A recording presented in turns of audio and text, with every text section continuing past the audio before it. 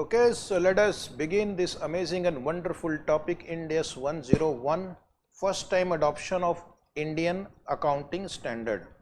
तो ये marathon revision की बैच है और इसमें हम जल्दी से आपको कवर करा देंगे Ind AS 101। ध्यान देंगे, आपका चैप्टर इम्पॉर्टेंट है। कभी कभी इसमें से एग्ज़ाम में एक 5-10 मार्क का क्वेश्चन आता है और आपके स्टडी मटेरियल में कुछ लेंदी क्वेश्चंस हैं, अगर वो आ गए गलती से तो फिर 14 मार्क्स तक का ये चैप्टर पे वेटेज हो सकता है। एमसीक्यू के लिए भी चैप्टर इम्पॉर्टेंट हो सकता है, यहाँ से काफ़ी एमसीक्यू बनाए जा सकते हैं। सो ये स्टैंडर्ड जो है बहुत ही यूनिक है। ये एक कंपनी के जीवन में सिर्फ एक बार ही अप्लाई होने वाला है। कब?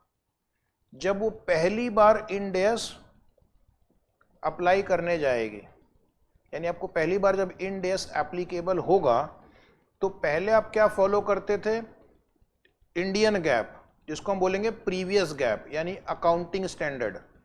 अब वो कंपनी को इंड एस फॉलो करना है, तो जो ट्रांजिशन होगा उस समय आपको क्या करना है वो स्टैंडर्ड में बताया गया। और ये स्टैंडर्ड का पर्पस है to make your transition easier.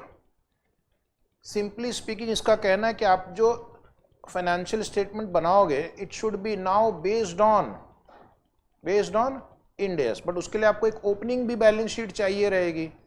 तो वो ओपनिंग बैलेंस शीट जो है आपने बनाया था प्रीवियस गैप में, बट ये बोलता है वो ओपनिंग बैलेंस शीट एज पर इंड एस होनी चाहिए। तो थियोरेटिकली इसका मतलब है कि जितने भी आइटम आपके बैलेंस शीट में आ रहे हैं they should be calculated using end S. लेकिन अगर हम इतना पीछे जाएंगे, पहले हमने एस फॉलो किया और ये बोल रहा है रिट्रोस्पेक्टिवली इफेक्ट से इंड एस अप्लाई करो, तो कंपनी को तो बहुत दिक्कत हो सकती है। तो उन्होंने क्या किया, स्टैंडर्ड में काफ़ी सारे एग्जेम्पशंस एंड रिलैक्सेशन दिए हैं so that company can smoothly transit to Ind AS. ठीक है, उसमें जो एग्जेम्पशंस और रिलैक्सेशन है कुछ मैंडेटरी है और कुछ ऑप्शनल है।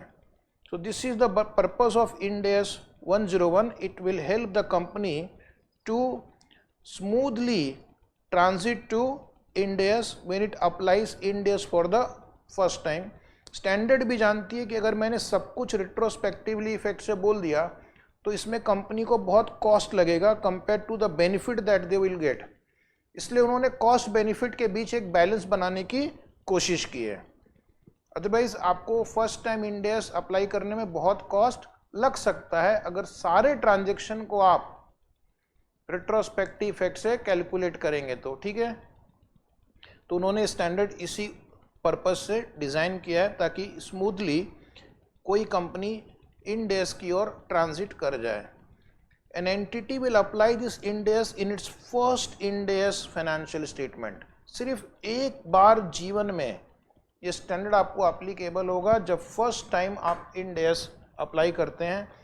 और अगर आप इंटरिम फाइनेंशियल रिपोर्ट भी बनाते हैं, अगर आप इंटरिम फाइनेंशियल रिपोर्ट भी बना रहे हैं तो सपोज फॉर एग्जांपल आप स्क्रीन पे एक बार देखेंगे कि मान लो मेरा जो ईयर जहां पर मुझे इंड एस एप्लीकेबल हुआ 1/4/24 से सपोज हो गया, तो मेरा फाइनेंशियल ईयर क्या होगा 1/4/24 टू 31 मार्च 25। और अगर मैं इंटरिम रिपोर्ट बना रहा हूँ यानी कि मेरा पहला जो क्वार्टर है quarter 1 it covers 1 April 24 to 30 June 24, क्या इस पे भी इंड एस अप्लाई करेंगे? यस। क्या सेकेंड क्वार्टर पे भी इंड एस अप्लाई करेंगे? यस। तो अगर यहाँ पर इंड एस एप्लीकेबल हो गया तो इसका मतलब है उस फाइनेंशियल ईयर के सारे इंटरिम पीरियड पर भी इंड एस अप्लाई करना पड़ेगा। Is it right? तो मेहनत बहुत है।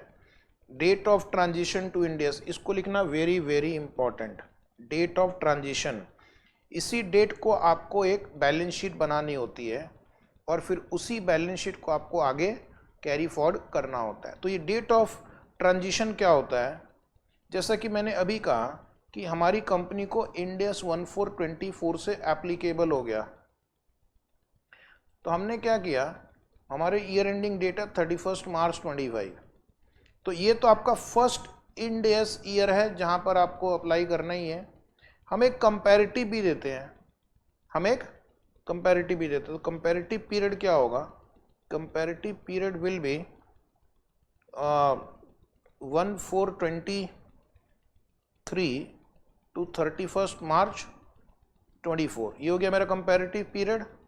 तो स्टैंडर्ड क्या कहता है कि आपको एक बैलेंस शीट यहां पर बनानी पड़ेगी, इसको हम बोलते हैं डेट ऑफ ट्रांजिशन। तो फर्स्ट टाइम जब आप इंड एस अप्लाई करोगे तो 3 बैलेंस शीट बनेगी। एक बैलेंस शीट तो जो आपको बनानी ही है एज एट 31 मार्च 25, ये पहली बैलेंस शीट। एक उसकी कंपैरेटिव बैलेंस शीट बनानी पड़ेगी, और इस बैलेंस शीट को बनाने के लिए आपको इसका ओपनिंग बैलेंस भी तो चाहिए, तो उसके लिए एक बैलेंस शीट 1423 को बनेगी, and that is called date of transition. और इसी डेट को आपको क्या करना है, मैक्सिमम जो एडजस्टमेंट स्टैंडर्ड में दिए गए हैं जो भी, वो इसी डेट के लिए दिए गए हैं कि ये ओपनिंग बैलेंस शीट कैसे बनेगी, how will you prepare this opening balance sheet.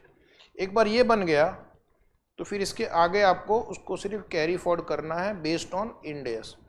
लेकिन इसके पहले यानी कल तक आप क्या फॉलो कर रहे थे, कोई दूसरा गैप जिसको हम बोलेंगे प्रीवियस गैप। इंडिया में बेसिकली आप अकाउंटिंग स्टैंडर्ड्स फॉलो कर रहे थे इसके पहले, है कि नहीं। इंडिया में इसके पहले आप अकाउंटिंग स्टैंडर्ड्स फॉलो करते थे, कुछ गाइडेंस नोट फॉलो करते थे, लेकिन 1 अप्रैल 2023 को जब आप ओपनिंग बैलेंस शीट बनाएंगे तो ये opening balance sheet will be based on Ind S. इतना समझ में आ गया तो बहुत सारा काम मेरा इजी हो जाएगा। The beginning of the earliest comparative period for which an entity presents financial information under end S in its first Ind AS financial statement. अगला एक कॉन्सेप्ट है डीम्ड कॉस्ट का।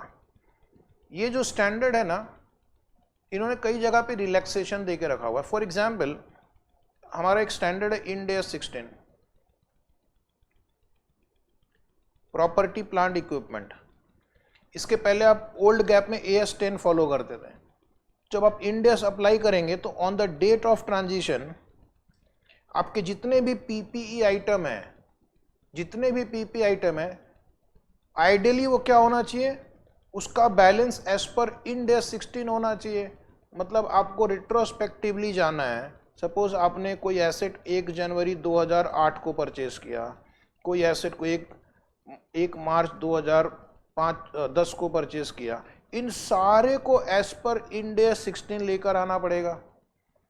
तो आप समझ सकते हैं इसमें कितना झंझट है। 15 साल 10 साल पुराना भी एसेट हो सकता है, 20 साल पुराना हो सकता है।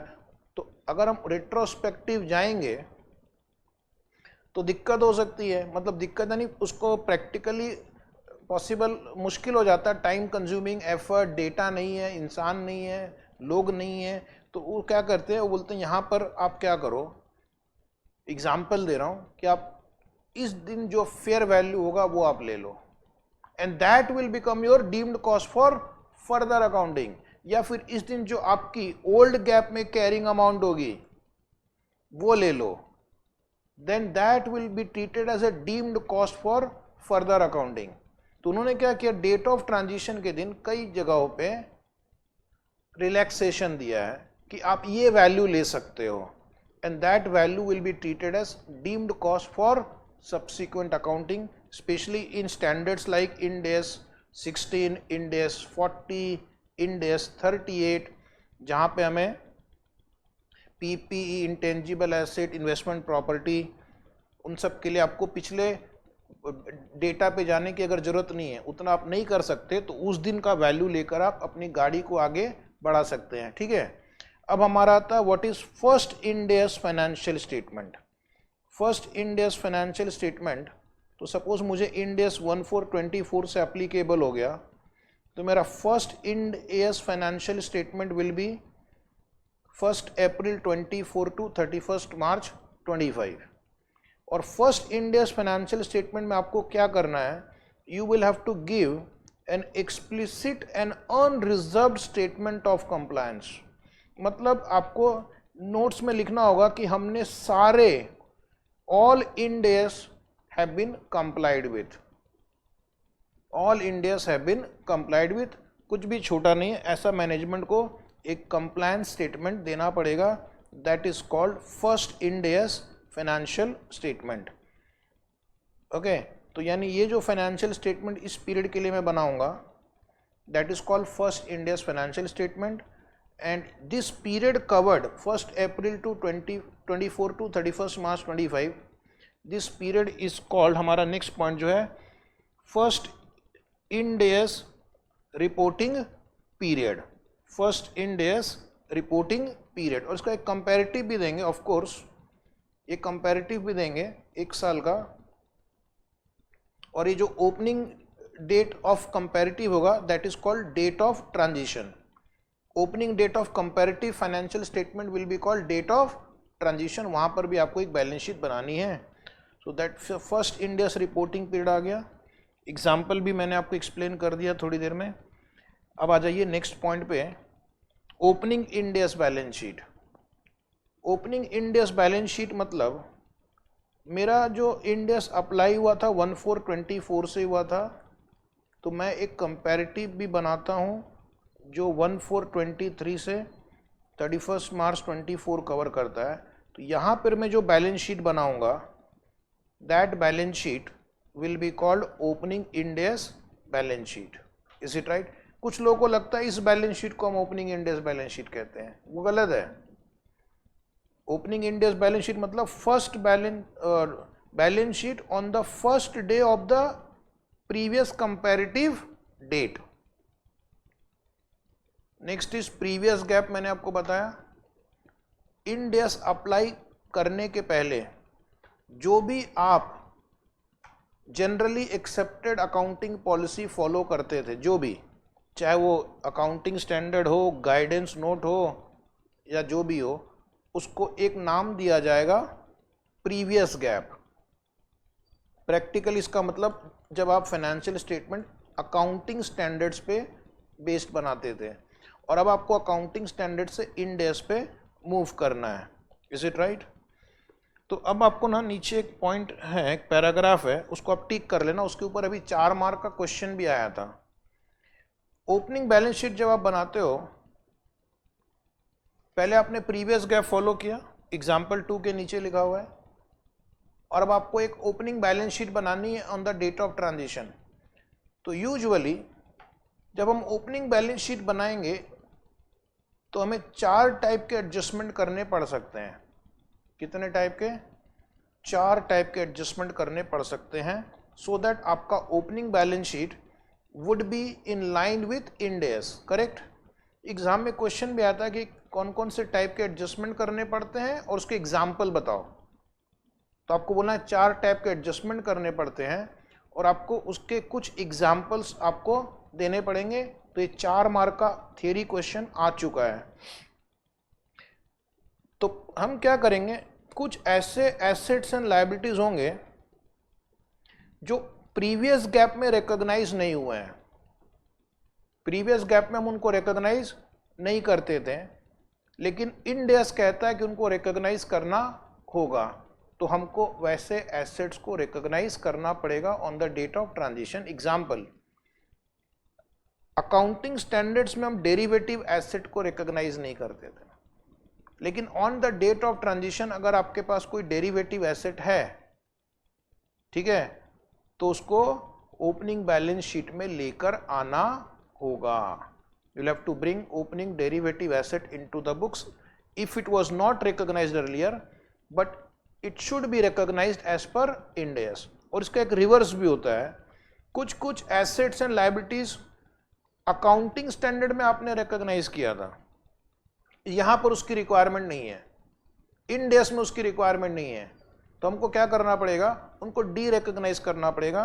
एग्जाम्पल को लिखना है, सपोज ओल्ड गैप में कोई गुडविल है, सेल्फ जनरेटेड गुडविल आपने रिकॉग्नाइज कर रखा है, तो सेल्फ जनरेटेड गुडविल अलाउड नहीं है। या ओल्ड गैप में पहले हम discount on issue of share, discount on issue of debenture, इस टाइप के आइटम दिखाते थे, अपना इंड एस में वैसे आइटम है ही नहीं, तो उनको अब नहीं है। लेकिन मान लो कोई कंपनी का कोई पुराना चल रहा है, इज इट राइट, लेकिन पहले कंपनीज एक्ट में 2013 के पहले अलाउड था। 2013 के पहले का अगर कोई फिगर वो कैरी फॉर हो या मान लो हो रहा है, तो उसको अभी आपको हटा देना पड़ेगा, ठीक है। वैसे एग्जाम्पल गलत है क्योंकि अब नहीं होता, लेकिन अगर कोई आ गया इस टाइप का आ गया, डिस्काउंट ऑन डिबेंचर आ गया मान लो, तो उसको हटा दो। कुछ कुछ आइटम को आपको रिक्लासीफाई करना पड़ेगा। पहले उनका क्लासिफिकेशन कुछ और था, लेकिन इंड एस में उसका क्लासिफिकेशन बदल सकता है। जैसे पहले हम इन्वेस्टमेंट को current investment, long term investment दिखाते थे। अब जो इन्वेस्टमेंट है उसका नाम होता है fair value through P and L account, fair value through other comprehensive income, then amortised cost. Is it right? तो आपको उनकी क्लासिफिकेशन बदलनी पड़ेगी। या पहले हो सकता है कुछ एसेट्स को हम पीपी में दिखाते थे, अब वो इन्वेस्टमेंट प्रॉपर्टी में दिखाना पड़ जाएगा, तो पीपी से निकाल कर मुझे उसे इन्वेस्टमेंट प्रॉपर्टी के नाम से दिखाना पड़ेगा। तो आपको देखना है कि इसकी क्लासिफिकेशन प्रीवियस गैप में क्या थी और इसकी क्लासिफिकेशन इंड एस में क्या होगी, और जरूरत पड़ेगा तो आपको उस आइटम को रिक्लासीफाई करना पड़ेगा। एक एग्जाम्पल मैंने लिख दिया क्योंकि एग्जाम में आपको एक दो एग्जाम्पल पूछ सकते हैं। जैसे मैंने कहा कि इन्वेस्टमेंट प्रॉपर्टी, ओल्ड गैप में इन्वेस्टमेंट प्रॉपर्टी नाम का कोई स्टैंडर्ड था नहीं, और हो सकता है कंपनी उसको पीपी में दिखाती थी, लेकिन अब क्या करना पड़ेगा, उसको अलग से दिखाना पड़ेगा। और एक है उसका किसी किसी एसेट्स एंड लायबिलिटी को आपको रीमेजर करना पड़ सकता है। यानी एसेट एंड लायबिलिटी तो बुक में रहेंगे ही, एसेट एंड लायबिलिटी बुक में रहेंगे, लेकिन उसकी अमाउंट को आपको चेंज करना पड़ेगा एज पर इंड एस। तो इसमें बहुत सारे आइटम इसमें आ जाएंगे, बिकॉज आपको उसको इंड एस के हिसाब से रीमेजर करना पड़ेगा। जैसे for example fair value of share based payment, fair value of share based payment, old GAAP में हम इंट्रिंसिक वैल्यू भी यूज करते थे, लेकिन इंड एस में इंट्रिंसिक वैल्यू अलाउड ही नहीं है, तो वैसे शेयर बेस्ड पेमेंट को आपको फेयर वैल्यू पे लेकर आना पड़ेगा। उसके अलावा आपके पीपी वगैरह की वैल्यू चेंज कर सकते हैं आप, इन्वेस्टमेंट प्रॉपर्टी की वैल्यू चेंज हो सकती है, इन्वेस्टमेंट प्रॉपर्टी की वैल्यू और इंटेंजिबल एसेट की वैल्यू चेंज हो जाएगी। तो काफ़ी सारे चेंजेस हो सकते हैं इसकी वजह से। सो एडजस्टमेंट तो अब होंगे। एडजस्टमेंट कैसे करना है आपको, एडजस्टमेंट देखना है कि आपने प्रीवियस गैप में इसका क्या वैल्यू रखा था और इसकी अभी इंड एस में इसकी क्या वैल्यू होनी चाहिए, और अगर डिफरेंस है तो उस डिफरेंस को आपको क्या करना है, एडजस्ट करना होगा। The resulting adjustments are treated as those arising from events and transactions before the date of transition to Ind AS and are recognized as adjustment. अब एक इफेक्ट तो आपने एसेट में दे दिया, मान लो एसेट की वैल्यू बढ़ा दी, दूसरा इफेक्ट कहाँ जाएगा, सेकेंड इफेक्ट आपको कहाँ देना पड़ेगा। एक इफेक्ट तो आप एसेट या लायबिलिटी में देंगे, second effect will be either in retained earning, either in opening retained earning, या फिर it can be any other appropriate category of equity. Any other appropriate category of equity means it can be any other reserve. Okay, जैसे किसी asset की value बढ़ानी है तो asset account debit to retained earning, किसी asset की value घटानी है तो रिटेन्ड अर्निंग टू एसेट। तो इस टाइप से आपको मोस्टली सारा इफेक्ट कहाँ देना पड़ेगा, रिटेन्ड अर्निंग या अदर रिजर्व में देना पड़ेगा। इसके ऊपर ना आपके मॉड्यूल में 2-3 बड़े बड़े क्वेश्चंस भी हैं, जहां पर आपको एक रिटेन्ड अर्निंग का वर्किंग नोट बना के देखना पड़ता है कि ओपनिंग बैलेंस शीट में फाइनली सारे एडजस्टमेंट के बाद रिटेन्ड अर्निंग का बैलेंस क्या दिखेगा। Is it right? तो आज इस चैप्टर होने के बाद एक आपके स्टडी मॉड्यूल में इंड एस में क्वेश्चंस हैं, उसको कर लेना। अब आपको पता है जब कंपनी इंड एस अप्लाई करेगी पहली बार तो बहुत दिक्कतें आएंगी, क्योंकि हर चीज़ को इंड एस के हिसाब से कैलकुलेट करना on the date of transition एक तो टाइम कंज्यूमिंग है, ऊपर से आपको उतने क्वालिफाइड रिसोर्स लगेंगे, क्वालिफाइड पीपल हायर करेंगे तो बहुत कॉस्टली होगा। तो कॉस्ट बेनिफिट को ध्यान में रखते हुए उन्होंने कहा है कि कुछ जगहों पे हम आपको एग्जम्पशन या रिलैक्सेशन देंगे। इसको हम बोलते हैं एक्सेप्शंस एंड एग्जम्पशंस। इसमें 2 कैटेगरी के होते हैं, एक होता है मैंडेटरी कैटेगरी, यानी यहाँ पर आपको रेट्रोस्पेक्टिव एप्लीकेशन नहीं करना है, स्टैंडर्ड खुद ही मना कर रहा है तो तुम्हें इन सारे एसेट्स एंड लायबिलिटीज को रेट्रोस्पेक्टिव मेजर नहीं करना है, रेट्रोस्पेक्टिव अकाउंटिंग नहीं करनी है। और कुछ जगह पे उसने ऑप्शनल एग्जम्पशन दिए हैं। ऑप्शनल एग्जम्पशन मतलब तुम्हारी मर्जी, अगर तुम चाहो तो रेट्रोस्पेक्टिव कर सकते हो और अगर तुम नहीं चाहो तो रेट्रोस्पेक्टिव नहीं कर सकते हो। फिर तुम पूछोगे सर ये मैंडेटरी एक्सेप्शंस कौन कौन से हैं, तो मैंडेटरी एक्सेप्शंस की एक लिस्ट आपको याद रखनी है।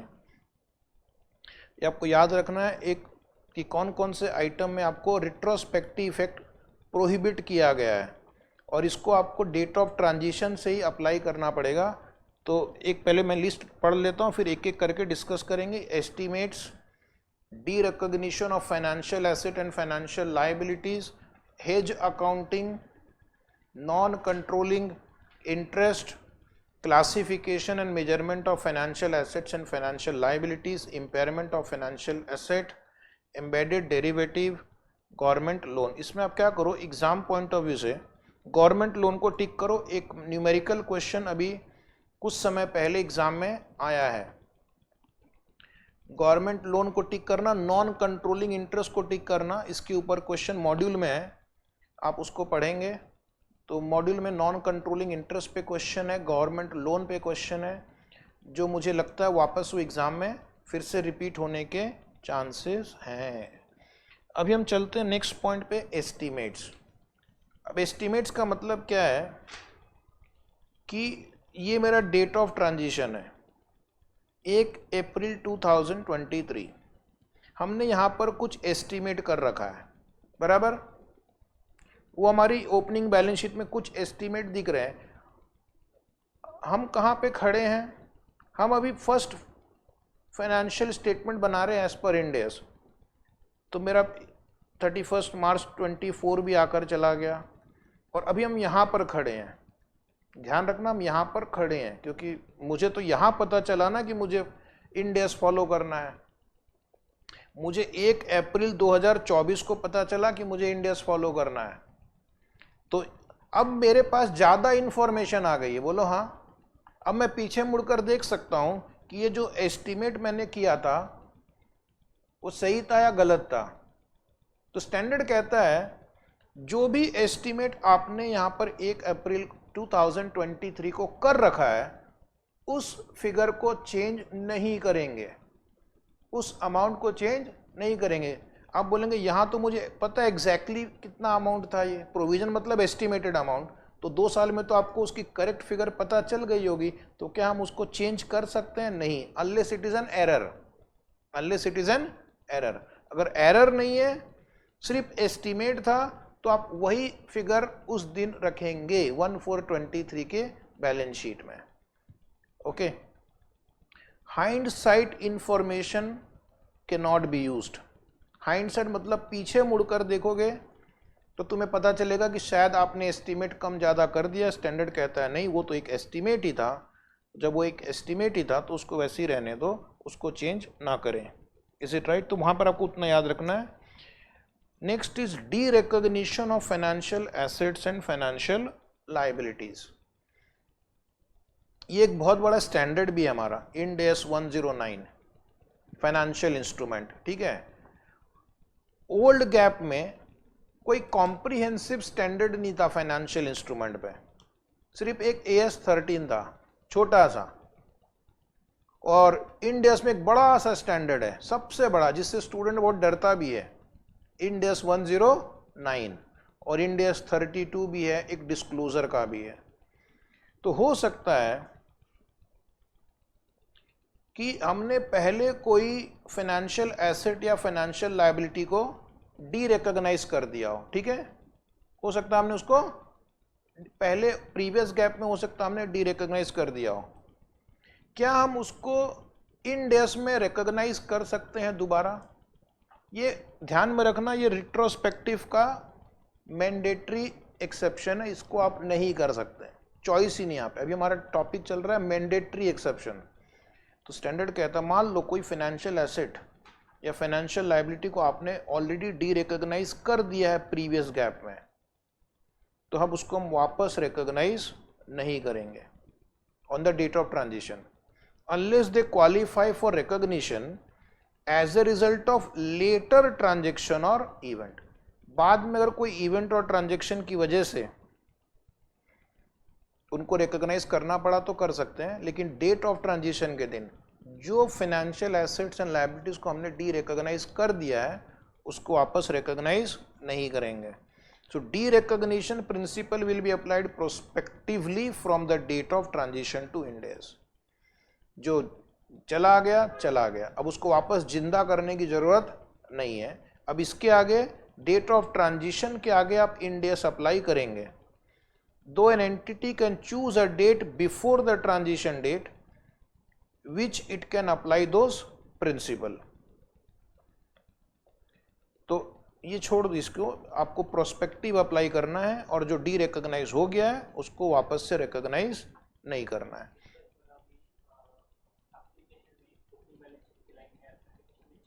एप्लीकेशन में 4 आइटम है, हर आइटम को नहीं करना चाहिए रिकॉग्नाइज, एक्सेप्शन वाले आइटम को नहीं करना है। ये financial asset and financial liabilities की बात चल रही है, ठीक है। तो आपको रिकॉग्नाइज मैंने लिखा है बट वो एक जनरल स्टेटमेंट था, लेकिन जहां जहां पे एग्जेम्पशंस होंगे उनको नहीं करना है।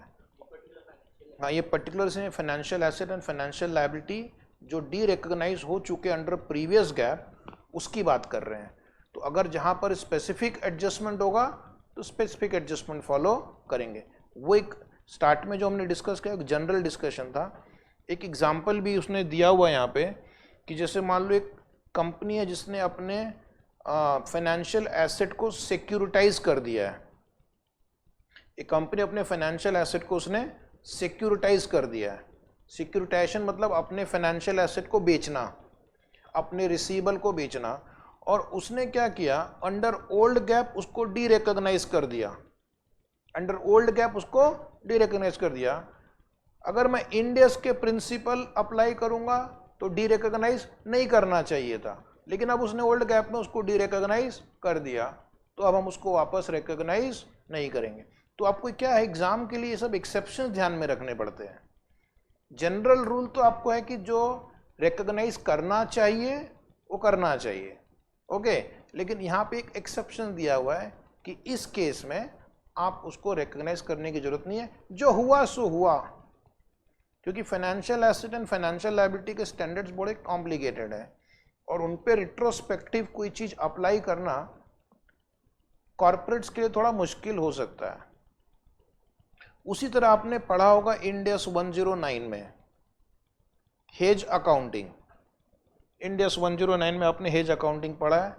हेज अकाउंटिंग में आपने पढ़ा होगा कि कैसे हम अपनी जो अकाउंटिंग है उसमें हम थोड़ा चेंजेस लाते हैं जब हम हेज अकाउंटिंग फॉलो करते हैं। फेयर वैल्यू हेज पढ़ा है, कैश फ्लो हेज पढ़ा है। अभी तो कुछ याद नहीं आ रहा है सर, बहुत साल हो गए पढ़े, बहुत महीने हो गए पढ़े, ठीक है। अब ये हेज अकाउंटिंग जो है आप इसको अब रिट्रोस्पेक्टिवली अप्लाई नहीं कर सकते on the date of transition, और ये थोड़ा कॉम्प्लेक्स है इसलिए इसको भी फिलहाल एक्सप्लेन करने का कोई बहुत ज़्यादा बेनिफिट नहीं है। एक बार आप इंड एस 109 पढ़ोगे तो वहाँ पर आपको हेज अकाउंटिंग बहुत डिटेल में एक्सप्लेन कर दिया जाएगा। गिवन टाइम कंस्टेंट अभी मैं आपको पूरी हेज अकाउंटिंग रिवाइज नहीं करा सकता। फाइनेंशियल इंस्ट्रूमेंट स्टैंडर्ड यानी 109 stipulate standard conditions to be met for designating hedged item and hedging instrument in a hedge relationship. Ind AS 109 में आपको बताया गया कि कब आप एक हेज्ड आइटम को डेजिग्नेट कर सकते हैं जिसकी वैल्यू को बचाना है, और जो डेरिवेटिव या हेजिंग इंस्ट्रूमेंट यूज करते हैं उसको कैसे आपको आइडेंटिफाई करनी है। और 3 important requirements are as under. अब इसको आप टिक कर लो। ट्रांजिशन डेट के दिन क्या करूंगा, the transaction entered into prior to transition date shall not be retrospectively designated as hedges. Date of transition के पहले जो भी आपने किया अब उसको रेट्रोस्पेक्टिवली हेज अकाउंटिंग के दायरे में नहीं ला सकते। पिछले वाले को आगे कर सकते हैं बट डेट ऑफ ट्रांजिशन के पहले को हम रेट्रोस्पेक्टिवली हेज अकाउंटिंग में नहीं लाएंगे। where the transaction does not qualify for hedge accounting in accordance with Ind AS 109, it shall not be reflected in the opening Ind AS statement also। तो ये तो बहुत ईजी है कि अगर वो हेज अकाउंटिंग की कंडीशन को क्वालिफाई ही नहीं करता है तो उस पर हेज अकाउंटिंग नहीं अप्लाई करेंगे, और अगर कोई पुराना था तो उस पर भी अप्लाई नहीं करेंगे अगर आपने पहले नहीं कर रखा हो तो। If a net position has been designated as a hedged item under previous gap, net position का मतलब buy and sell का net, कुछ लॉन्ग किया है और कुछ आइटम शॉर्ट कर दिया है। वैसे ये इतना इंपॉर्टेंट नहीं है इसलिए आप इस पे ना बिल्कुल स्ट्रेस मत लो, आप चाहो तो इग्नोर कर दो, बिकॉज ये काफ़ी टेक्निकल वर्ड भी है। नेट पोजीशन, फाइनेंशियल मार्केट में आप क्या करते हो, कुछ फाइनेंशियल इंस्ट्रूमेंट बाई करते हो, कुछ सेल करते हो, तो एक नेट पोजीशन बनता है। लॉन्ग किया, शॉर्ट किया। I will repeat, if a net position has been designated as a hedged item under previous GAAP, an entity may apply hedge accounting principle in accordance with Ind AS to an individual item within that net position on the date of transition। अगर आपने already previous gap में किसी item को hedged item designate किया है तो इसमें जो एक आइटम लॉन्ग है और एक आइटम शॉर्ट है उसको आप इंडिविजुअल आइटम को आप हेज अकाउंटिंग अप्लाई कर सकते हैं। In addition, on the transition date, entity is required to measure all derivative at fair value। ये मैंने आपको स्टार्ट में भी बताया था कि मान लो आपके बुक्स में डेरिवेटिव को आपने हटा दिया है तो उन डेरिवेटिव को आप फेयर वैल्यू पे रिकॉग्नाइज करेंगे। And all deferred losses and gains reported under previous gap, अगर प्रीवियस गैप में कोई कैरी फॉरवर्ड या डेफर्ड गेन या लॉस है उसको हम एलिमिनेट कर देंगे। अगर बैलेंस शीट में कोई डेफर्ड गेन या लॉस दिख रहा है, जैसे हमने डिस्कस किया discount on issue of debenture, तो वैसे एसेट्स एंड लायबिलिटीज को हम एलिमिनेट करेंगे। अब इसको मैंने आपको कहा था टिक करने के लिए, non controlling interest. Non controlling interest यानी ओल्ड गैप में इसको हम माइनॉरिटी इंटरेस्ट कहते थे, ठीक है। ओल्ड गैप का स्टैंडर्ड था AS 21, यहाँ पर स्टैंडर्ड है इंड AS 103 लगता है और 110। अब ओल्ड AS 21 में क्या होता था कि अगर माइनॉरिटी इंटरेस्ट नेगेटिव आ गया, याद आपको नहीं होगा लेकिन फिर भी बता रहा हूं, अगर नेगेटिव आ गया तो उसको हम डिस्क्लोज नहीं करते थे, नेगेटिव आ गया तो उसको मैं जीरो ही रखता था। लेकिन इंड AS 110 में आप NCI को नेगेटिव दिखा सकते हैं, ठीक है। ओल्ड गैप में NCI को नेगेटिव नहीं दिखाते थे क्योंकि उस AS 21 का रूल अलग है, 110 में नेगेटिव दिखाते हैं। तो अब ये क्या कह रहा है कि अगर आपने पहले NCI को नेगेटिव नहीं दिखाया है तो डेट ऑफ ट्रांजिशन के दिन भी नेगेटिव नहीं दिखाएंगे। ओल्ड गैप में अगर आपने नेगेटिव नहीं दिखाया तो डेट ऑफ ट्रांजिशन के दिन भी उसको नेगेटिव नहीं दिखाएंगे। Is it right? सो इसमें लिखा भी है, the following two requirement if not done under previous GAAP should not be done on the respective basis, retrospective basis. Disclose NCI even if the share of NCI were to be showing a deficit balance. इस line का मतलब है कि अगर आपने old GAAP में NCI को negative नहीं दिखाया है तो डेट ऑफ ट्रांजिशन के दिन उसको नेगेटिव नहीं दिखा सकते, फिर रेट्रोस्पेक्टिव अप्लाई नहीं कर सकते हैं। और दूसरा क्या है, ये भी आपको रेट्रोस्पेक्टिव इफेक्ट से नहीं इसका एडजस्टमेंट करना है। Change in ownership interest that do not result into loss of control and also that leads to loss of control. इसके लिए आप ना 2 दिन पहले इंड AS 110 हमने रिवाइज करवाया था, उसमें क्या डिस्कस किया था, अगर आपने मान लो 60% से घटा के 55 कर दिया किसी सब्सिडरी में अपना stake, it is called no loss of control, ठीक है। और अगर आपने मान लो 60 से घटा के 10 कर दिया अपना stake, it is called loss of control.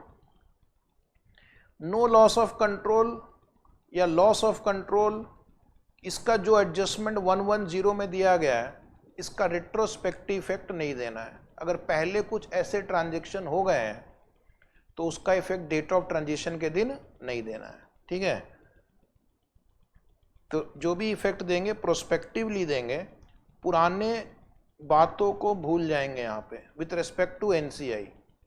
लेकिन यहाँ पर ना एक एक्सेप्शन है, यहाँ पर एक और झंझट है।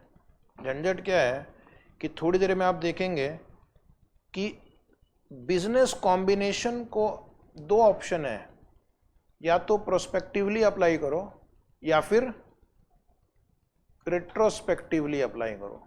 अगर कोई कंपनी ने बिजनेस कॉम्बिनेशन किया है तो उसको ऑप्शनल एग्जम्पशन में लिखा हुआ है, या तो वो प्रोस्पेक्टिवली अप्लाई करेगा या रेट्रोस्पेक्टिवली अप्लाई करेगा। अगर आपने डिसाइड किया कि मैं बिजनेस कॉम्बिनेशन को रेट्रोस्पेक्टिवली अप्लाई करूंगा, ओ माय गॉड, तो बिजनेस कॉम्बिनेशन मतलब आपने वही कंट्रोल आ गया आपके पास। उस केस में आप रेट्रोस्पेक्टिवली एनसीआई को वैल्यू कर सकते हैं। लेकिन अगर आपने बिजनेस कॉम्बिनेशन रेट्रोस्पेक्टिवली नहीं चूज किया है तो फिर आप एनसीआई को रेट्रोस्पेक्टिवली वैल्यू नहीं करेंगे। समझ में आया? तो प्राइमा फेसिया क्या कहता है, एनसीआई को रेट्रोस्पेक्टिवली वैल्यू नहीं करना है। लेकिन अगर बिजनेस कॉम्बिनेशन रेट्रोस्पेक्टिवली इफेक्ट से अप्लाई करते हैं तो उस केस में एनसीआई को हम रेट्रोस्पेक्टिव से कैलकुलेट करेंगे। पॉइंट नंबर नेक्स्ट आना, अभी हमारा टॉपिक चल रहा है mandatory exemptions from retrospective effect. उसमें जो अगला आइटम है classification and measurement of financial assets and financial liabilities. तो आपने इंड एस 109 जब आप पढ़ोगे या पढ़ लिया होगा तो उसमें फाइनेंशियल एसेट या फाइनेंशियल लायबिलिटी की कैटेगरी में आने के लिए कुछ कंडीशंस दिए रहते हैं। उसके लिए काफ़ी सारे कंडीशंस हैं। अब आप डेट ऑफ ट्रांजिशन के दिन खड़े हो, तो क्या आप जब उस एसेट या लायबिलिटी को आपने 5-10 साल 2 साल पहले अक्वायर किया था, रिट्रोस्पेक्टिवली जाकर वो कंडीशन चेक करेंगे या डेट ऑफ ट्रांजिशन के दिन देखेंगे? तो इनका कहना भैया अब उतना पीछे जाना पॉसिबल नहीं है, you can check the classification on the date of transition, ठीक है। तो ये उसके उन्होंने सिंप्लीफाई किया है, क्योंकि कुछ हो सकता है एसेट आपने 10 साल 15 साल पहले अक्वायर किया हो, तो रेट्रोस्पेक्टिवली जाकर उस समय क्या कंडीशंस थी वो चेक करना डिफिकल्ट हो सकता है। सो classification based on business purpose model and cash flow characteristic can be done based on facts and circumstances on the date of transition। Underline कर लो, इतना काफ़ी है। तो आपको पिछले 10-15 साल पहले उसकी क्या कंडीशंस थी वो नहीं देखना है, आपको कंडीशंस चेक करना है डेट ऑफ ट्रांजिशन के दिन, right. Fair value of financial asset और financial liability to be carried at amortise cost shall be the amount determined on the date of transition to Ind AS। कुछ financial assets को हम amortised cost category में डालते हैं। Financial asset 3 category के होते हैं, FVTPL, FVT, OCI and amortised cost. तो अगर वो अमोर्टाइज्ड कॉस्ट वाला इंस्ट्रूमेंट निकला, ये बिजनेस मॉडल और cash flow characteristic test apply करके जो वो अमोर्टाइज्ड कॉस्ट कैटेगरी निकला, तो उसकी फेयर वैल्यू हम क्या करेंगे, ट्रांजिशन डेट के दिन लेंगे, and this will be deemed amortised cost for further accounting. Fair value of that amortised cost instrument will become deemed cost for further accounting, और इसके बेसिस पे आप आगे अकाउंटिंग करेंगे। नेक्स्ट पॉइंट क्या है, इंपेयरमेंट ऑफ फाइनेंशियल एसेट। ये भी इंड एस 109। अगर आप ध्यान से देखोगे ना तो इस स्टैंडर्ड में मैक्सिमम जो आइटम्स हैं वो किस स्टैंडर्ड से रिलेटेड है, एक तो 109 से रिलेटेड है और एक कंसोलिडेशन से रिलेटेड है। तो जब तक आपने वो ध्यान से नहीं पढ़ा होगा, ये ट्रांजिशन प्रोविजन समझना थोड़ा मुश्किल हो सकता है। अब इम्पेयरमेंट ऑफ फाइनेंशियल एसेट के बारे में आपने क्या पढ़ा है कि अगर कोई फाइनेंशियल एसेट एक्विजिशन के वक्त क्रेडिट इम्पेयर्ड था, यानी उसमें पैसे आने के चांसेस कम थे, या बाद में क्रेडिट इम्पेयर्ड हो गया, तो उस पर हम इम्पेयरमेंट अलाउंस क्रिएट करते हैं। बोलो हाँ। हाँ, अब मान लो मेरे पास कोई फाइनेंशियल एसेट है, मेरी बुक्स में डेट ऑफ ट्रांजिशन के दिन, उसको मैंने 2 साल 5 साल 10 साल पहले अक्वायर किया था, तो मुझे उसका क्रेडिट इंपेयरमेंट चेक करना होगा एज पर इंड AS 109। तो स्टैंडर्ड कहता है कि भाई अगर रीजनेबल कॉस्ट और एफर्ट में निकल सकता है तो ठीक है, रीजनेबल कॉस्ट और एफर्ट में वो क्रेडिट इंपेयरमेंट निकल सकता है तो ठीक है। अगर नहीं निकल सकता, रीजनेबल कॉस्ट और एफर्ट में नहीं निकल सकता उसका क्रेडिट इंपेयरमेंट, तो आप क्या करेंगे, अंडरलाइन करना, you will recognise a loss allowance equal to lifetime expected credit loss, underline. तो उस पर हम एक लॉस अलाउंस क्रिएट करेंगे जहां पर आपको रीजनेबल टाइम एंड एफर्ट लगा के क्रेडिट इंपेयरमेंट नहीं मिल रहा है, तो उसके ऊपर क्या करो, सीधा lifetime expected credit loss allowance create कर दो on the date of transition at each reporting date until the financial instrument is derecognised. तो यहां पर उसने क्या किया, बोला झंझट छोड़ो, lifetime expected credit loss allowance का कैलकुलेशन करो और प्रोविजन कर दो। न तो क्या होगा, आपको रिवर्स गियर में जाके उसकी क्रेडिट इंपेयरमेंट चेक करना में भी अगेन एज इसमें लिखा हुआ भी है कि आपको बहुत ज़्यादा टाइम या बहुत ज़्यादा कॉस्ट लग सकता है। अभी आप सोचो कोई फाइनेंशियल कंपनी है तो उसके 1 लाख कस्टमर होगा जिसको उन्होंने लोन दिया है कि नहीं। अब उनको जा के ढूंढ के उनका कितना क्रेडिट इंपेयरमेंट है, it is a time consuming process. Expected credit loss यानी कि इसका मुझे कितना लॉस हो सकता है, उसकी कैलकुलेशन 109 में है। अब वो कैलकुलेशन का तरीका क्या, इंड AS 109 में दिया हुआ है कि आपको देखना है कि इनसे कितना कैश फ्लो आना है, उसमें से कितना कैश फ्लो नहीं मिलेगा और उसका प्रोविजन करना है। ठीक है, तो आप कर सकते हो, प्रोस्पेक्ट कैलकुलेट करोगे और उसका प्रोविजन कर दोगे। अब आ गया एम्बेडेड डेरिवेटिव। एम्बेडेड डेरिवेटिव कौन से स्टैंडर्ड में है, फिर से एक बार, embedded derivative is also in Ind AS 109। Embedded derivative का मतलब होता है जैसे एक होस्ट कॉन्ट्रैक्ट है और उसके अंदर एक डेरिवेटिव इंक्लूडेड है, जैसे कन्वर्टिबल बॉन्ड होते हैं, कॉलेबल बॉन्ड होते हैं। तो अब ये कहता है कि होस्ट कॉन्ट्रैक्ट और डेरिवेटिव का जो असेसमेंट है, थोड़ा सा बैकग्राउंड और दे रहा हूं आपको, डेरिवेटिव को अलग करना होता है और होस्ट कॉन्ट्रैक्ट को अलग करना होता है। इसकी अकाउंटिंग अलग होती है, डेरिवेटिव की अकाउंटिंग अलग होती है। अब हो सकता है ये एम्बेडेड डेरिवेटिव इंस्ट्रूमेंट आपने 10-20 साल पहले इशू किया हो, तो वहां पे जाकर उसका असेसमेंट नहीं करेंगे, डेट ऑफ ट्रांजिशन के दिन हम उसका असेसमेंट करेंगे and based on that you are going to separate host contract from the और derivative from the host contract।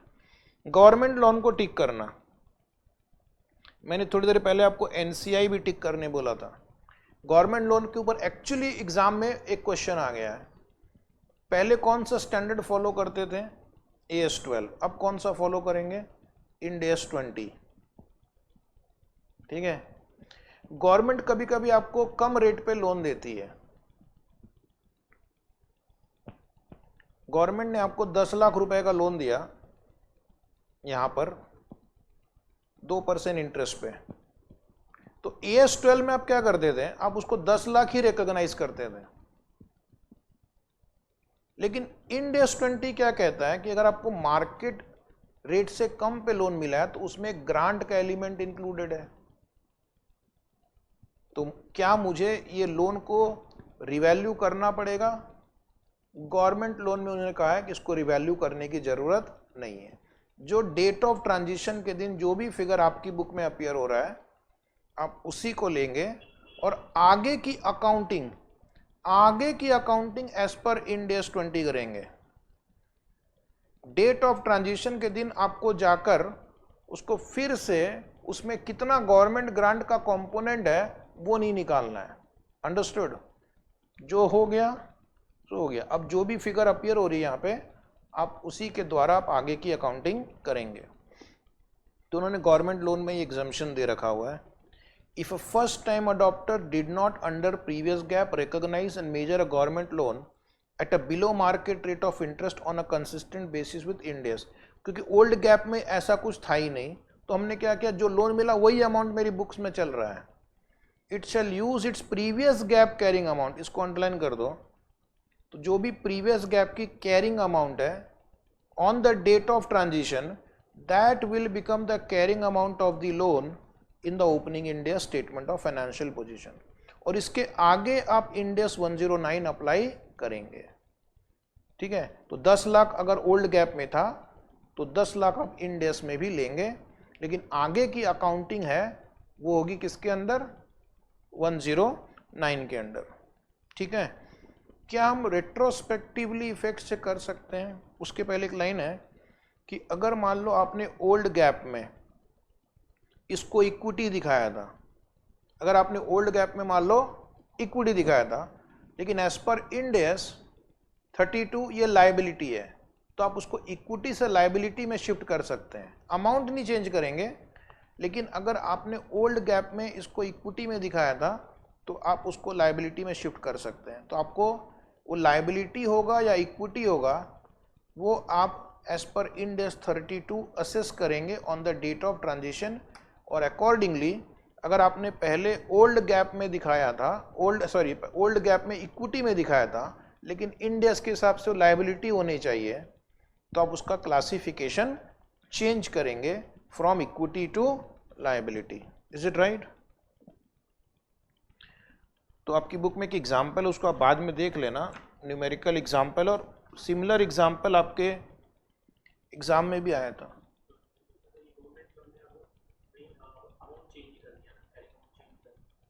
Government loan में अमाउंट चेंज नहीं करना डेट ऑफ ट्रांजिशन के दिन, आगे चेंज करेंगे। जैसे इस एग्जांपल में आप स्क्रीन पे सिर्फ देखो, कुछ करना मत। ये डेट ऑफ ट्रांजिशन के दिन उसकी वैल्यू 1 करोड़ थी, तो उन्होंने 1 करोड़ लिया है, लेकिन आगे जो उसने अकाउंटिंग की है वो बेस्ड ऑन IRR की है। उसने IRR कैलकुलेट किया कि मुझे और कितने पैसे देने हैं, 10 लाख या 1 करोड़ मेरा ओपनिंग बैलेंस है, आगे जो भी कैश फ्लो होगा उसके बेसिस पे आप IRR निकाल लोगे, और उस IRR से आपने आगे की अकाउंटिंग कर दी। लेकिन ये फिगर आपने चेंज नहीं किया। ये फिगर हम कब चेंज कर सकते हैं? एक सिचुएशन में चेंज कर सकते हैं। ठीक है, इसको आपको नोट में लिखवा दूंगा मैं, शायद ये लिखा हुआ है लास्ट में। एक सिचुएशन में चेंज कर सकते हैं रेट्रोस्पेक्टिवली। रेट्रोस्पेक्टिवली कब जाएंगे? Provided that the information needed to do so had been obtained at the time of initial accounting for that loan. अगर इनिशियल अकाउंटिंग के वक्त ही आपके पास सारे इंफॉर्मेशन अवेलेबल थे, अगर इनिशियल अकाउंटिंग के पहले, मान लो 5 साल पहले लोन लिया, उस समय आपके पास सारे इंफॉर्मेशन अवेलेबल थे, तो उस केस में आप रेट्रोस्पेक्टिव जा सकते हो। तो जब एग्जाम में आप आंसर लिखोगे तो कंक्लूजन पैराग्राफ में लिख देना, छेड़ना मत नंबर को, ठीक है, लेकिन लिखना कि हम इसको रेट्रोस्पेक्टिव तभी कर सकते जब मेरे पास इंफॉर्मेशन होता। तो ये हो गया मेरा कंपलसरी एग्जाम्शन। अब अगले कुछ आइटम जो है ना, वहां पे लिखा हुआ है ऑप्शनल एग्जाम्शन। ये आपकी श्रद्धा है, आप इसको एग्जाम्शन लेना चाहें तो ले सकते हैं, रिट्रोस्पेक्टिव नहीं करना चाहें तो मत करो, और अगर बहुत ही अंदर दिल से इच्छा हो रही कि नहीं रिट्रोस्पेक्टिव करना है तो फिर कर भी सकते हैं। ठीक है, तो इसमें देखो एक बहुत लंबी लिस्ट है, आपको उसमें जो मेन है मैं वो टिक करा देता हूँ, वो आप देख लेना। बिजनेस कॉम्बिनेशन टिक करेंगे, शेयर बेस्ड पेमेंट ट्रांजेक्शन टिक करेंगे, डीम्ड कॉस्ट टिक करेंगे, लीजेस टिक करेंगे, क्यूमुलेटिव ट्रांसलेशन डिफरेंस टिक करेंगे, investment in subsidiary associate joint venture को टिक कर देना, assets and liabilities of subsidiary associate and joint venture को टिक कर देना, compound instrument, designation of previously recognized financial instrument, fair value measurement, decommissioning liabilities, financial asset or intangible asset accounted as per Ind AS 115, borrowing cost, extinguishing financial liability with equity instrument, severe hyperinflation, joint arrangement, stripping cost, designation of a contract to buy or sell non-financial item, revenue, और इसको टिक करना, foreign currency transactions and above advance consideration। तो बहुत सारे हैं, सारे तो हमारी बुक में एक्सप्लेन भी नहीं किए हुए हैं सब के सब, कुछ कुछ नहीं भी है उतने एक्सप्लेनेशन, और कुछ कुछ आपके ना तो मॉड्यूल में उसके ऊपर कोई एग्जाम्पल या क्वेश्चन है, ना एग्जाम में कोई क्वेश्चन आता है। तो फोकस करेंगे मेन वंस पे। उसमें जो सबसे इम्पोर्टेंट अभी हम डिस्कस कर रहे हैं वो है बिजनेस कॉम्बिनेशन। ये समझ के लो आप, बिजनेस कॉम्बिनेशन में हम क्या करेंगे,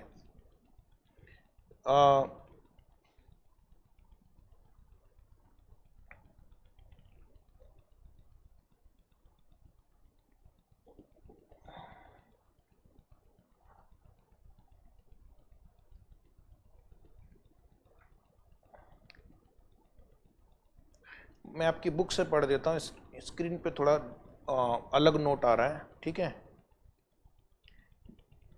बिजनेस कॉम्बिनेशन में लिखा हुआ है point number A, in separate financial statement investment in subsidiary associate and joint venture should be taken at cost और make selection of policy of cost और एट फेयर वैल्यू।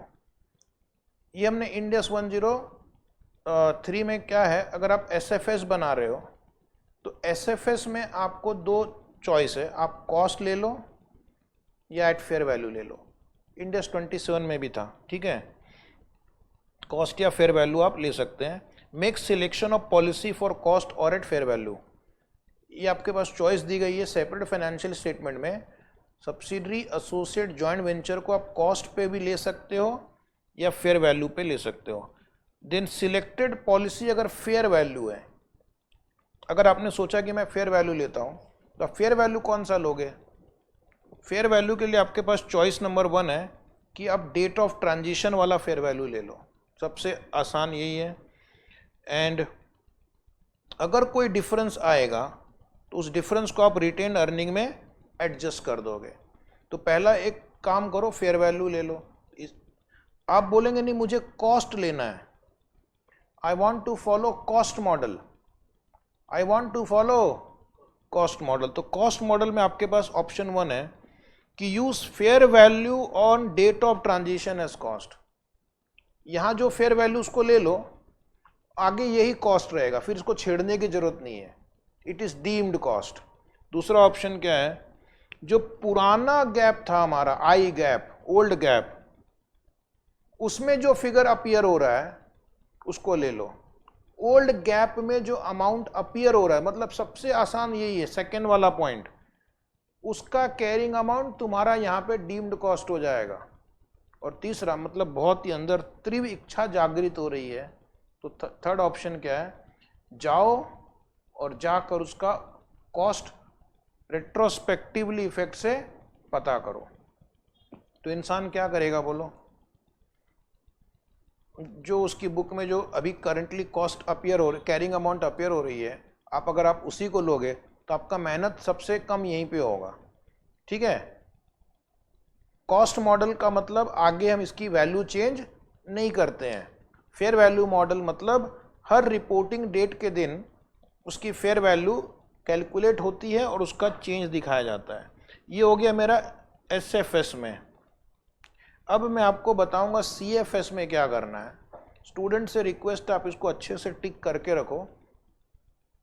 सीएफएस में क्या करेंगे, entity has to apply business combination standard on prospective basis और retrospective basis, that is on selected date. हमारा date of transition 1423 है, ठीक है। चॉइस नंबर 1, पुराने बिजनेस कॉम्बिनेशन को रीस्टेट करने की जरूरत नहीं है, पुराने बिजनेस कॉम्बिनेशन को रीस्टेट करने की जरूरत नहीं, कि ऑप्शनल एग्जाम्पशन है, भूल जाओ, मत जाओ पीछे। लेकिन बहुत इच्छा हो रही है तो क्या कर सकते हैं हम, रेट्रोस्पेक्टिवली कर सकते हैं। कब से, कोई भी एक डेट चुन लो अपनी मर्जी से।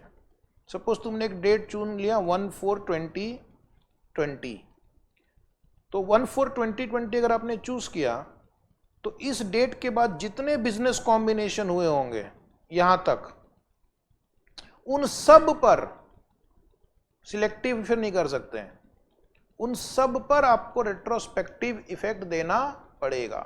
एम आई राइट? मान लो आपने बहुत सारे बिजनेस कॉम्बिनेशन किए होंगे, तो आप उसको आपकी जो भी कन्वीनियंट डेट है, आपको लगता है उतना पीछे जाना पॉसिबल नहीं, 4 साल पीछे जा सकते हैं, तो वहां से लेकर अब तक जितने बिजनेस कॉम्बिनेशन हुए हैं उनको आप रेट्रोस्पेक्टिव इफेक्ट दे सकते हो। ठीक है? नहीं देना है मत दो, सबसे आसान मत दो। लेकिन कंपनीज क्या करती है, कंपनी सोचती है कि किस में हमें ज़्यादा बेनिफिट होगा, किस में मेरी बैलेंस शीट ज़्यादा स्ट्रांग दिखेगी, वो वैसा करती है। वो कन्वीनियंट इनकन्वीनियंट बाद में देखती है, वो तो क्या आप स्टाफ करेगा, अकाउंटेंट करेगा, वो बैलेंस शीट कहाँ चमकती है वो हम देखेंगे। ठीक है? तो यहाँ पर देखिए लिखा हुआ है पॉइंट नंबर 1 है नॉन कंट्रोलिंग इंटरेस्ट। थोड़ी देर पहले मैंने डिस्कस किया था, फिर से एक बार रिपीट कर रहे हैं। अगर आप प्रोस्पेक्टिव बेसिस फॉलो करेंगे तो नॉन नेगेटिव एनसीआई नहीं दिखाते हैं। ठीक है? इसको हम प्रोस्पेक्टिवली ही कैलकुलेट करेंगे।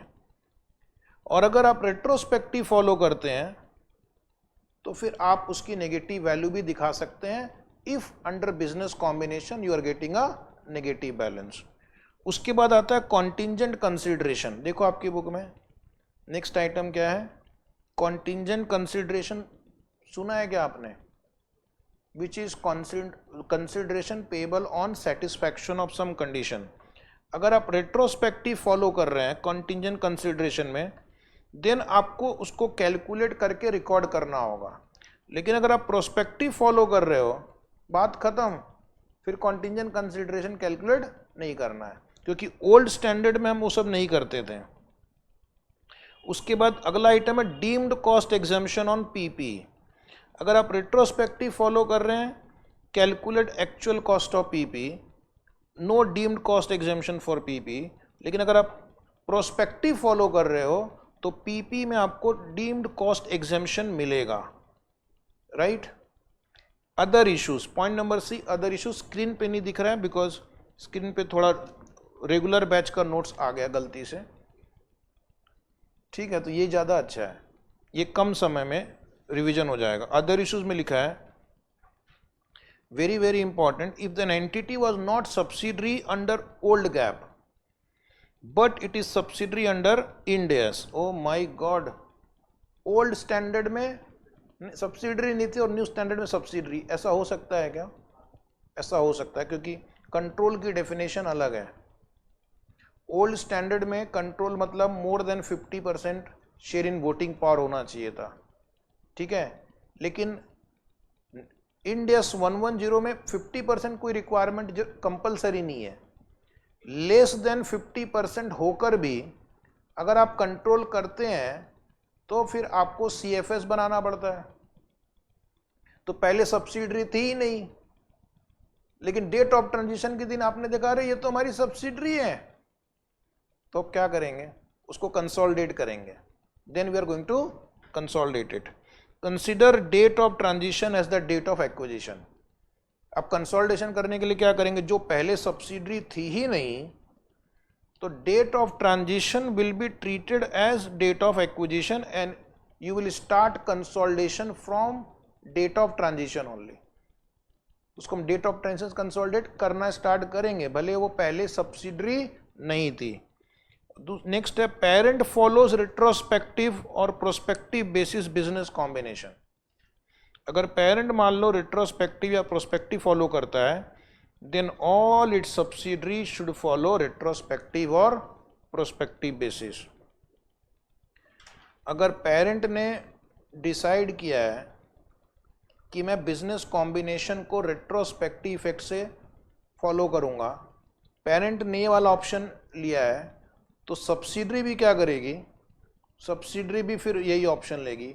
और पेरेंट ने डिसाइड किया कि हम प्रोस्पेक्टिव इफेक्ट से बिजनेस कॉम्बिनेशन को अप्लाई करेंगे, तो सब्सिडरी भी प्रोस्पेक्टिव इफेक्ट से बिजनेस कॉम्बिनेशन अप्लाई करेगी। ठीक है? ताकि फाइनेंशियल स्टेटमेंट एक दिखे। एक लास्ट पॉइंट वहाँ पे अंडरलाइन करना, लास्ट पॉइंट क्या लिखा हुआ है, if subsidiary has earlier applied any basis retrospective of prospective and later parent consolidate then subsidiary is not required to follow parent. Subsidiary company जो है इस पे इंडेस एप्लीकेबल हो गया सपोज 1421 को, और पेरेंट कंपनी पे इंडेस बाद में अप्लाई हुआ, पेरेंट कंपनी पे इंडेस बाद में हुआ, सब्सिडरी पे पहले हुआ। तो ये एक एक्सेप्शन है कि इस केस में जो सब्सिडरी की बुक्स में जो फिगर्स ऑलरेडी चल रहे हैं वही कंटिन्यू करेंगे, क्योंकि उसने ऑलरेडी वो इंडेस पे शिफ्ट हो चुका है, तो उसके फिर फिगर को हम जैसा भी उसने जो भी किया है दोज फिगर्स विल कंटिन्यू।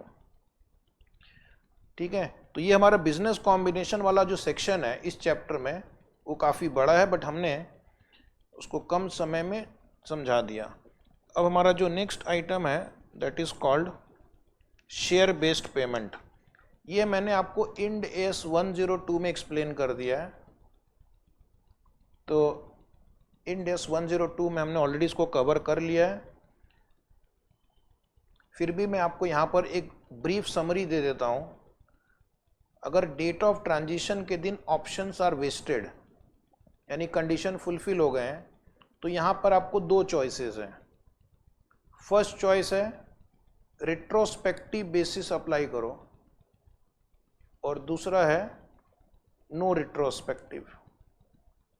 ठीक है, लेकिन अगर अनवेस्टेड है, जो ऑप्शन अभी वेस्ट नहीं हुए हैं, तो उसमें आपको रिट्रोस्पेक्टिवली ही अप्लाई करना पड़ेगा। तो यहाँ पर आपको एक चॉइस मिल जाती है, इसलिए ऑप्शनल एग्जम्पशन है कि वेस्टेड ऑप्शन में आप चाहो तो रिट्रोस्पेक्टिवली अप्लाई कर सकते हो, नहीं चाहिए तो मत करो, जो हो गया सो हो गया। डीम्ड कॉस्ट मैंने आपको बता दिया। डीम्ड कॉस्ट का मतलब है कि अगर आप रिट्रोस्पेक्टिव नहीं जा सकते हैं तो डेट ऑफ ट्रांजिशन के दिन इन्होंने कुछ आपको फैसिलिटीज दी हैं कि आप ये नंबर ले लो and that will become deemed cost for your future accounting. Is it right? जैसे मैंने आपको बताया ना कि आपको प्रॉपर्टी प्लांट इक्विपमेंट है, अब तुमने उसको 15 साल 10 साल पहले परचेज किया है, उसका रेट्रोस्पेक्टिव अप्लाई करना मुश्किल है, तो हम क्या करेंगे? अगर हम रेट्रोस्पेक्टिव कर सकते हैं तो कर लेंगे, नहीं कर सके तो उसकी फेयर वैल्यू लेंगे on the date of transition, and that fair value becomes the deemed cost for the purpose of further accounting. कुछ कम, और एक यहाँ पर एक और भी चॉइस दी गई है, वो मैं आपको बता देता हूँ, यहाँ पे शायद लिखा हुआ नहीं है। एक और चॉइस डीम्ड कॉस्ट में क्या होता है कि अगर मान लो आप चाहिए तो पुराने ओल्ड गैप के कैरिंग अमाउंट को कंटिन्यू कर सकते हैं। Old gap carrying amount can be continued, ये भी लिख लो वहाँ पे। आपको न तो फेयर वैल्यू निकालनी है ना उसको रेट्रोस्पेक्टिव करना है, तो उस केस में जो पुराने गैप में जो उसकी कैरिंग अमाउंट है you can continue with that. Is it right? लेकिन आपने अगर ये वाला चॉइस अप्लाई किया then this is applicable to all items of PPE. ये सबसे इजी यही है, इसमें आपको कुछ नहीं करना है, जो पुराने स्टैंडर्ड में जो वैल्यू है वही वैल्यू न्यू स्टैंडर्ड में भी लेना है। लेकिन इस चॉइस को आप अप्लाई करेंगे तो आपको ऑल एसेट्स पे, ऑल पीपी आइटम्स पे ये पॉलिसी चूज करनी पड़ेगी। इसको मैंने ना आपको कल इंडिया 16 में भी बताया था। एक्सचेंज डिफरेंस हमने कल इंडिया 21 में पूरा डिटेल में डिस्कस कर लिया है, और मैंने कल आपको बोला भी था कि इसको वापस हम रिपीट नहीं करेंगे। तो ये पैराग्राफ नंबर 19 एंड 20 अभी हमने यानी कल इंडेस 21 में डिस्कस कर लिया। Para D13 AA already discussed in Ind AS 21। तो इंडेस 21 जब आप देखोगे ना वीडियो वापस से तो वहाँ पे मिल जाएगा। अब हम चलते हैं नेक्स्ट कंपाउंड फाइनेंशियल इंस्ट्रूमेंट की ओर। सर कंपाउंड फाइनेंशियल इंस्ट्रूमेंट क्या होता है? कंपाउंड फाइनेंशियल इंस्ट्रूमेंट में दो कंपोनेंट होते हैं, equity component and debt component, याद आया, इंड एस 32। और आपको इक्विटी को अलग करना है, डेट को अलग करना है, और उसकी फिर अलग अलग अकाउंटिंग होती है। तो अब अगर आपको याद होगा तो आपने अकाउंटिंग स्टैंडर्ड में कंपाउंड इंस्ट्रूमेंट का कॉन्सेप्ट ही नहीं था, याद है क्या? वहां पे अगर आपने कन्वर्टिबल डिबेंचर भी इशू किया तो पूरे का पूरा अमाउंट लायबिलिटी में ही दिखाते थे, पूरा अमाउंट। लेकिन इंड एस में आप में अगर उसमें इक्विटी कंपोनेंट है तो उसको अलग करना है, लायबिलिटी को अलग करना है। अब on the date of transition अगर आपकी बुक्स में convertible debenture, convertible preference share है तो उनका रिट्रोस्पेक्टिव इफेक्ट देना थोड़ा डिफिकल्ट हो सकता है। तो यहाँ पर उसने क्या किया, आपको एक ऑप्शन दिया है अलग करने के लिए। In accounting for financial instrument it is a requirement that corresponding standard that where a financial instrument combines liability and equity element, the amounts of these two components shall be presented separately. अब ये आपको एक option दिया गया है, however in accordance with this standard a first time adopter need not separate these two portion. कब नहीं करना है? if the liability component is no longer outstanding on the date of transition.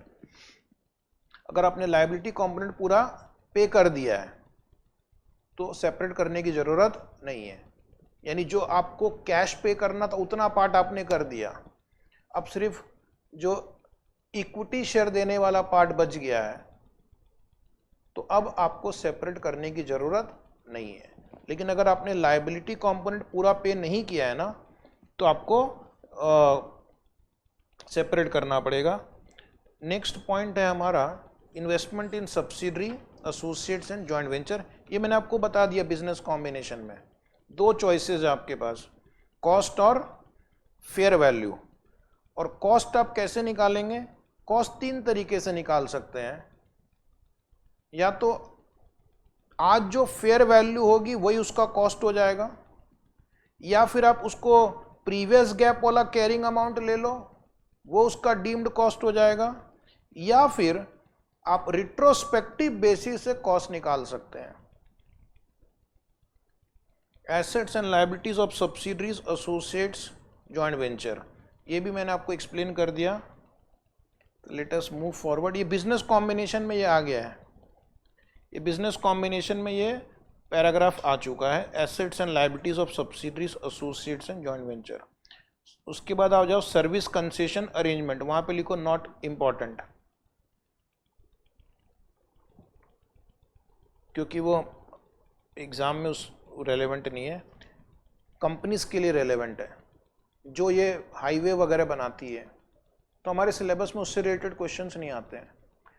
Sir लीजेस का बता दीजिए। ओ माय गॉड, लिखो यहाँ पे refer end S 116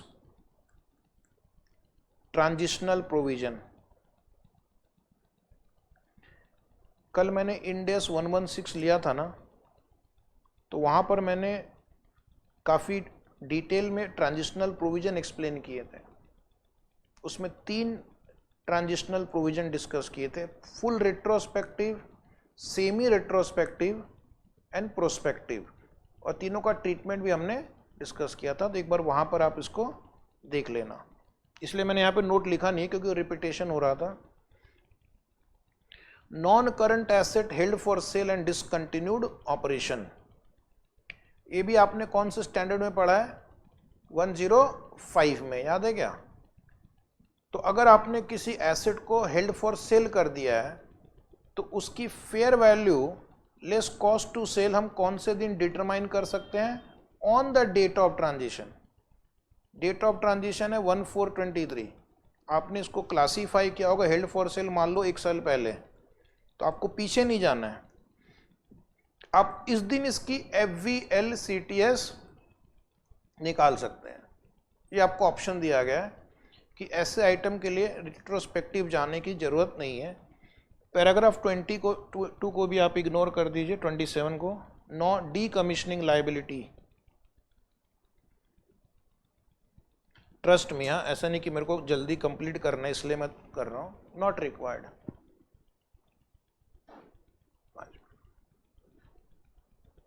revenue from contract with customer. For completed contract on the date of transition, Ind AS 1115 will not be applied. जो contract complete हो गए ना, जो कॉन्ट्रैक्ट कंप्लीट हो गए, अब उसको रेट्रोस्पेक्टिव जाकर कोई फायदा नहीं है, तो उस पर Ind AS 115 अप्लाई नहीं करना है.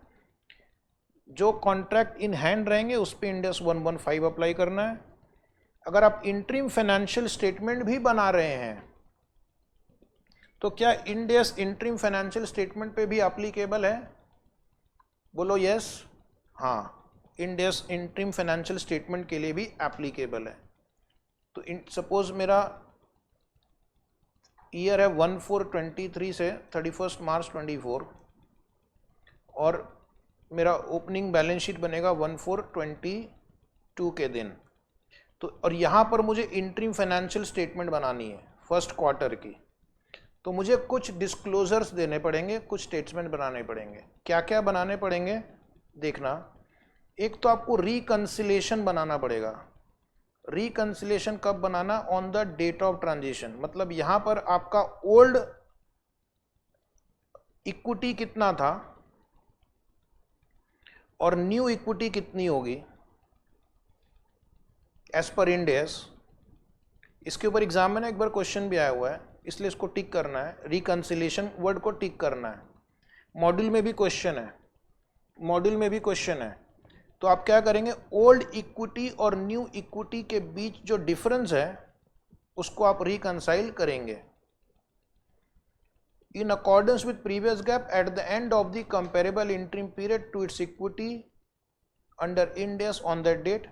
एक reconciliation of total comprehensive income बनाएंगे. और फर्स्ट इंटरिम फाइनेंशियल स्टेटमेंट में it will also prepare a reconciliation of, ये मैंने आपको बताया अभी, equity from previous GAAP to Ind AS at transition date. यानी आपका दोनों इक्विटी में डिफरेंस का कारण क्या है.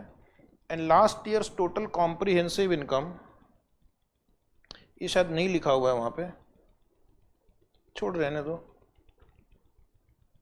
Last part, presentation and disclosure in the financial statement. वापस फाइनेंशियल स्टेटमेंट जब फर्स्ट टाइम आप बनाओगे तो एक स्टेटमेंट ऑफ रिकंसिलेशन बनाओगे जो आपको टिक करना है. मतलब ओल्ड गैप में हमारा रिटेन्ड अर्निंग कितना था और न्यू गैप में रिटेन्ड अर्निंग कितना है. तो बीच में आपने जो बहुत सारे एडजस्टमेंट किए हैं ना, उसका आपको यहाँ पे इफेक्ट दिखाना है. That is called reconciliation. जैसे आपने कोई एसेट की वैल्यू बढ़ा दी, घटा दी, लायबिलिटी बढ़ा दी, घटा दी, तो उसका दूसरा इफेक्ट बार बार वो इक्विटी में जा रहा है. तो आपको एक रिकंसिलेशन स्टेटमेंट बनाना पड़ेगा on the date of transition. इसके ऊपर एक न्यूमेरिकल क्वेश्चन है, एग्जाम में आप देख लेना. एक आपको statement of reconciliation of total comprehensive income बनानी है. एंड इंटरिम फाइनेंशियल रिपोर्ट के बारे में भी लिखा है, the above two reconciliation should be given for the part period and on year to date basis also. कौन कौन से स्टेटमेंट हमें बनाने हैं? हमें 3 बैलेंस शीट बनानी है. एक रिपोर्टिंग डेट के दिन, मान लो 31 मार्च 25, एक कंपैरेटिव बैलेंस शीट बनानी है, मान लो 31 मार्च 24, और एक on the date of transition balance sheet बनानी पड़ेगी, फॉर एग्जांपल 1423. 2 P&L अकाउंट बनाने हैं, 2 कैश फ्लो स्टेटमेंट बनाने हैं और नोट्स बनाना है करंट ईयर का और कंपैरेटिव पीरियड का. Also the comparative information should be given as per previous gap in addition to the above requirement. तो previous gap के भी फिगर आपको देने हैं ताकि आप कंपेयर कर सको. ठीक है.